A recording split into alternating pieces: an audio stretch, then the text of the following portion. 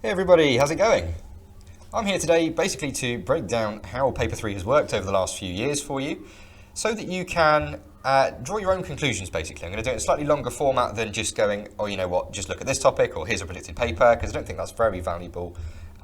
So I'm doing it so that you can think about it as well and you can see what those papers have looked like. I'm going to analyse them, give you some thoughts and some advice, but basically it's a way for you to kind of shore up what might be some last minute kind of focus areas for you. But you do need to go over everything, okay? That's the quick version.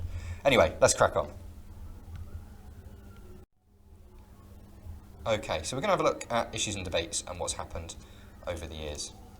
So last year, we had a bit of gender bias, a bit of determinism, and a 16 marker on reductionism and holism. It was actually on levels of explanation, which did throw people a little bit, but there you go.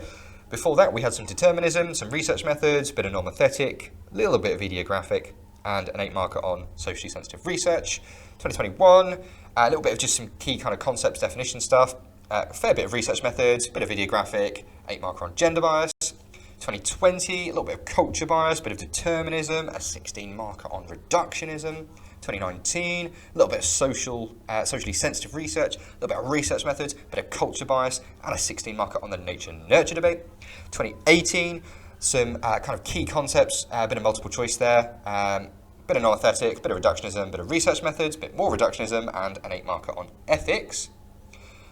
2017, we had, again, starting off with a bit of multiple choice, a bit of just key knowledge, a bit of beta bias, a bit of research methods, and then a 16 marker application essay on determinism. So what you can see is that there seems to be an essay every year. It would feel odd if there wasn't an 8 marker or a 16 marker on issues and debates this year, so I would expect that, but obviously there's nothing stopping them putting no essay on this. It looks like research methods is fairly common. So you can see there in my breakdown, you had it in 17, 18, 19, 21 and 22. Does that mean that they're less likely to do it this year? Maybe, maybe not, but it might be on there, so do prepare for it. Levels of explanation. As I said, it did throw people a little bit last year. I don't think there's really been much focus on levels of explanation as a specific, even small question. So it could be that, maybe you get a STEM and maybe it'll say, explain what is meant by levels of explanation with reference to the scenario. Could be something like that. Ideographic and normothetic have come up as small questions a fair bit, but there's never been anything big. Culture bias, never anything big on that. Free will determinism has never been just a straightforward 16 mark essay. We had an application on determinism in 2017, as you can see, but nothing really on the free will side of it. So, in terms of essays, maybe an 8 marker, possibly an 8 marker on free will, or an 8 marker on ideographic normothetic, or an 8 marker on culture bias. Again, I know that's a fair few things there, but just some possible focus areas for you in your last minute preparations this year. Okay, so let's look at option block 1. Now, I'm not going to go through in the depth that I've done for issues and debates there, because it would just take far too long, and I haven't really got time to prepare it in that way, and you don't really want to listen to all of that. So I'm going to talk about the structure of this set of topics and how that's been tested, and look at possible gaps in terms of the big questions especially. So let's just quickly go through that. So in terms of essays, very common, as with all of the blocks really.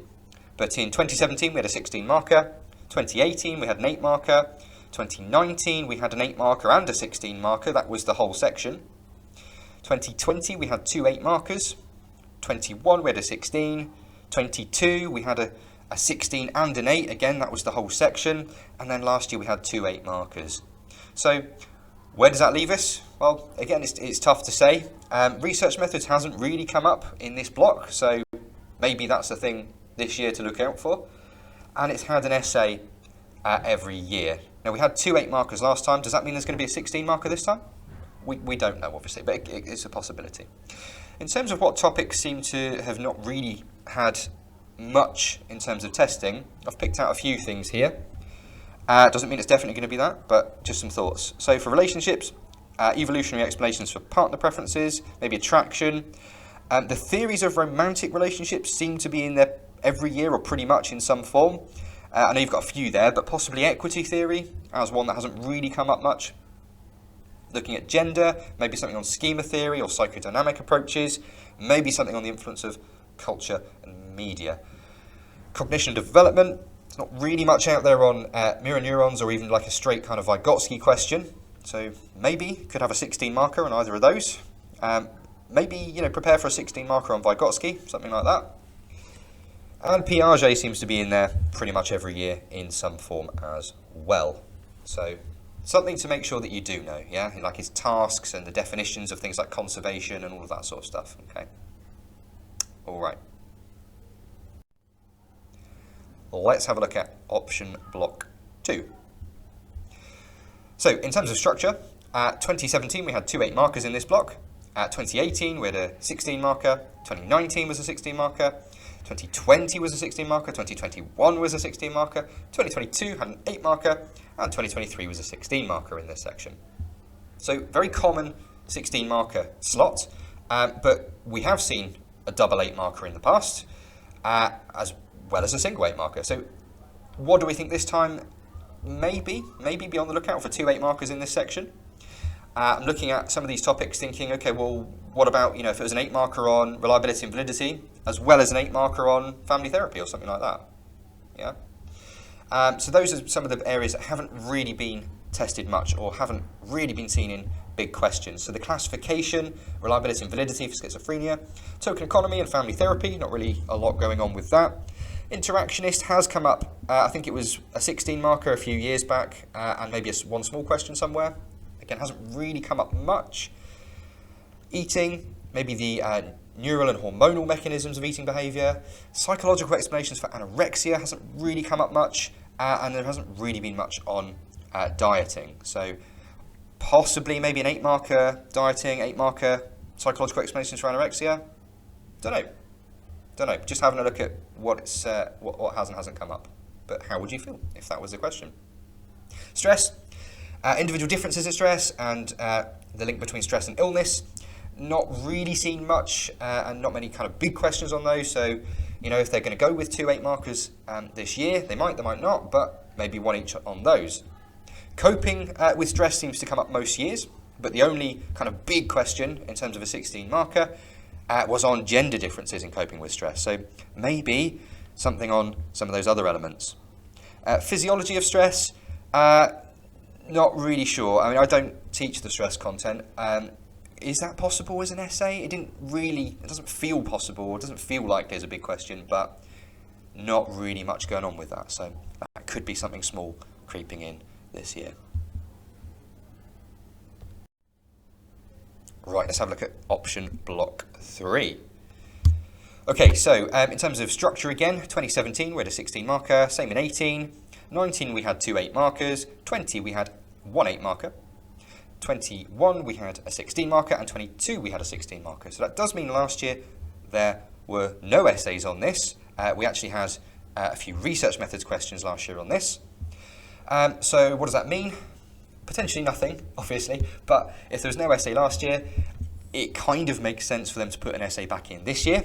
Could it be a 16? Maybe, maybe not. Looking at topics that haven't really come up much or haven't really been a focus of big questions. For aggression, you've got institutional aggression and kind of the influence of media.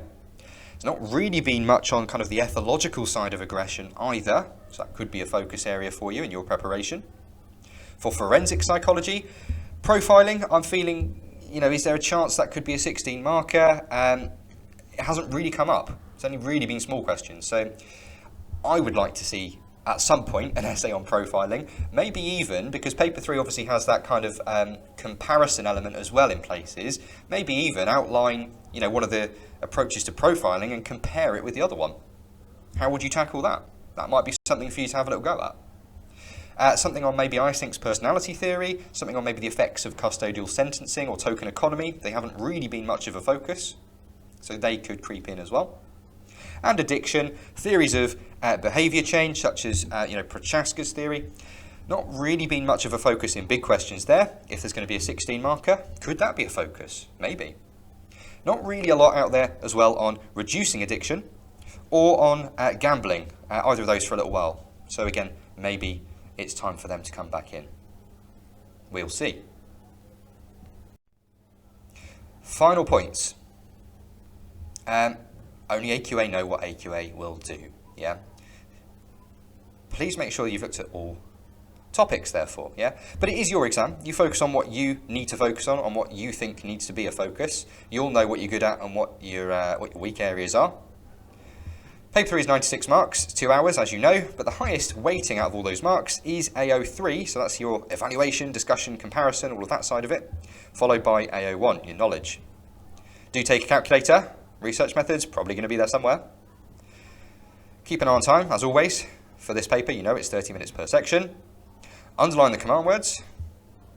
Quality or relevant evaluation is what's going to make the difference to your essay, not writing loads of weak points. Yeah, don't just kind of scattergun approach to your evaluation. Pick maybe 3 or 4 points to develop in a bit more depth. Terminology, really important. We've seen in that breakdown of paper 3 over the years, there are some multiple choice specific questions on specific concepts, specific terms, okay? Something else I didn't actually put on the slide that's just come back to me. Remember as well with paper 3, and don't be thrown by this, you have to, a couple of things. You have to find the topics that you've been taught, yeah? Don't answer everything. There's always a couple of people every year. And you also get a separate answer booklet to write your responses in, okay? So don't be thrown by that. You're not going to write on the paper, okay? Even for multiple choice, you write it clearly in your booklet of lined paper to respond to, okay? Okay, right, I'm going to leave it there then. Hopefully that was useful for you. Please revise everything and just kind of take my thoughts and analysis today as a final kind of what could you focus on, all right? Good luck. Let me know what you think is going to happen in the comments below. Come back afterwards, discuss how it's gone, yeah? It's always good to hear what was on there and how people found it. Good luck, guys. See you again in another video, I'm sure.